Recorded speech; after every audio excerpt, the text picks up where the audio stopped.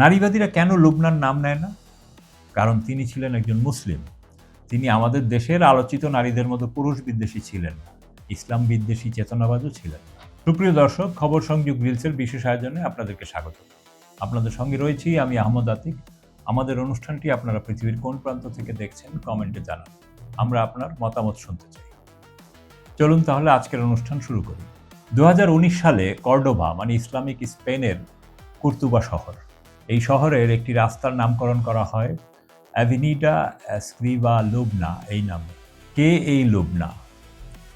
দশম শতাব্দীর আন্দালুসের মানে স্পেনের সুলতানীয় প্রাসাদ মদিনা আজ জাহরার অভ্যন্তরে বিচরণকারী এক দাসী। এই প্রাসাদের মধ্যে ছিল একটি লাইব্রেরি, এতে বইয়ের সংখ্যা ছিল প্রায় 4 লক্ষ। লুবনা ছিলেন এর লাইব্রেরিয়ান। হাতে লিখে লুবনা বিভিন্ন বইয়ের কপি তৈরি করতেন। এর জন্য তার যে যোগ্যতা দরকার ছিল, ভাষা জ্ঞান, প্রশাসনিক দক্ষতা, বিশ্বের বিভিন্ন প্রান্তের গুরুত্বপূর্ণ বইয়ের খোঁজ খবর রাখা, সেগুলো সংগ্রহ করার উপায় জানা থাকা, গুরুত্বপূর্ণ বই বাছাইয়ের যোগ্যতা, গুরুত্বপূর্ণ বই মুসলিম বিশ্বের অন্যান্য স্থানে প্রেরণের যোগ্যতা, বিষয়বস্তু অনুসারে সেগুলোকে ক্যাটাগরাইজ করার দক্ষতা। লুবনা নিজেও ছিলেন একজন শিক্ষিত নারী। তিনি একাধারে একজন ব্যাকরণবিদ, কবি, গণিতবিদ, অনুবাদক, বিশেষ করে গ্রিক বই অনুবাদ করেছিলেন এবং ছিলেন শিক্ষিকা।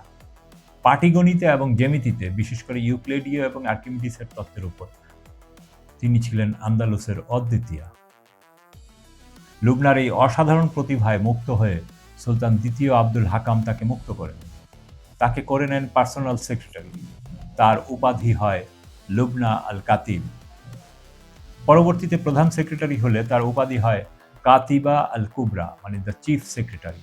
ইবন বাশকুয়াল আন্দালুসিয়ার বিখ্যাত ইতিহাসবিদ এবং জীবনীকার। তার মৃত্যু হয় 1183 সালে।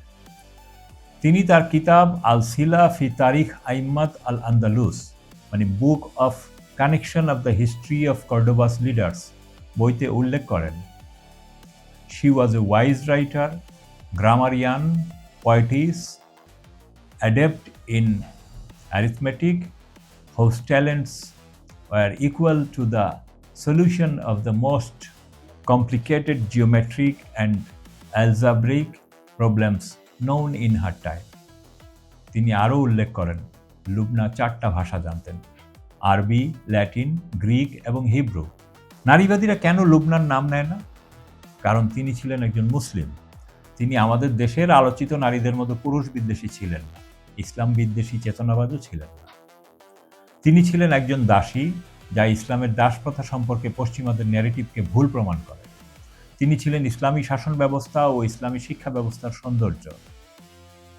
নারীবাদীদের ইসলাম বিদ্বেষের এজেন্ডায় তাকে খাপ খাওয়ানো যায় না, এজন্যই তারা তার নাম উল্লেখ করেন।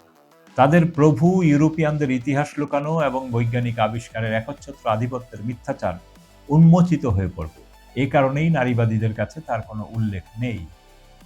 শেষবেলায় নারীবাদীরা ঘেউ ঘেউ করবে, এই একজন এক্সেপশনালের উদাহরণ দিয়ে ইসলাম কর্তৃক নারীদেরকে দমন পীড়নের দায়মুক্তি দেয়া যায় না। 17 শতাব্দীর আন্দালুসিয়ান ইতিহাসবিদ আল মাক্কারি তার নাফ আত-তিব গ্রন্থে উল্লেখ করেন, সে সময় পূর্ব কর্ডোবায় 170 জন মহিলা কাতিব ছিলেন, যারা পেশা হিসাবে লেখালেখির কাজ করে দিতেন।